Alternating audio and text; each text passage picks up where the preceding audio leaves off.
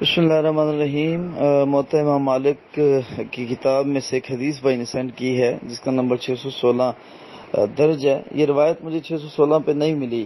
موطا امام مالک میں 616 نمبر پہ جو روایت ہے وہ عثمان بن عفان رضی اللہ تعالی عنہ سے مروی ہے کہ جس میں خواتین کے جنازہ پڑھنے کی دلیل ہے کہ انہوں نے بیان فرمایا کہ ہم نبی صلی اللہ علیہ وسلم کے زمانے میں یا آپ کے بعد جو ہے وہ جنازہ پڑھا کرتے تھے تو ہم امام کے ساتھ مل کے کھڑے ہوتے تھے اور خواتین ہمارے پیچھے کھڑی ہوا کرتی تھیں الگ سے۔ تو اس نمبر پہ یہ روایت ہے۔ بارکہ ممکن ہے اس نمبر پہ کسی اور مکتبے میں کسی اور چھاپے میں یہ روایت موجود اور مروی ہو، لیکن اس کے تواتر بہت زیادہ ہیں۔ اس حدیث سے ملتے جلتے بہت سارے ریفرنسز موجود ہیں کہ جن میں نبی صلی اللہ علیہ وسلم کی یہ روایات شامل ہیں۔ تو اگر یہ روایت ہے کہ من یرید اللہ بہ خیرا، اللہ تعالیٰ اگر کسی کے ساتھ بھلائی کا ارادہ کرتا ہے تو اللہ تعالیٰ اس کے مال یا اس کی صحت میں سے کچھ لے لیتا ہے۔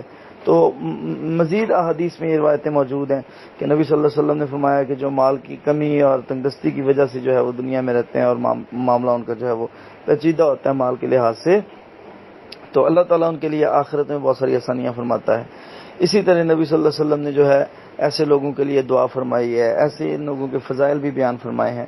اسی طرح بیمار کے حوالے سے کہ اگر صحت میں سے اللہ تعالیٰ کچھ لے لیتا ہے تو اس کی وضاحت یہ ہے کہ نبی صلی اللہ علیہ وسلم نے فرمایا کہ اللہ تعالیٰ جو ہے وہ اپنے بندے پر اس کے ایمان کے مطابق آزمائش ڈالتا ہے۔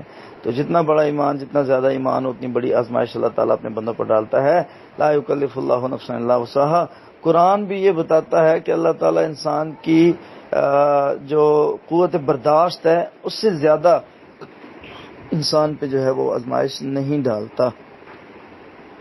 تو لہذا یہ دونوں باتیں جو ہے ہمیں اس حوالے سے ہماری رہنمائی کرتی ہیں کہ اگر کسی بندے کے پاس کوئی بیماری آتی ہے تو وہ اس کو بھی اللہ تعالیٰ کی طرف سے ایک رحمت کا پہلو سمجھ کے، آزمائش کا پہلو سمجھ کے صبر اور تحمل کے ساتھ برداشت کرے۔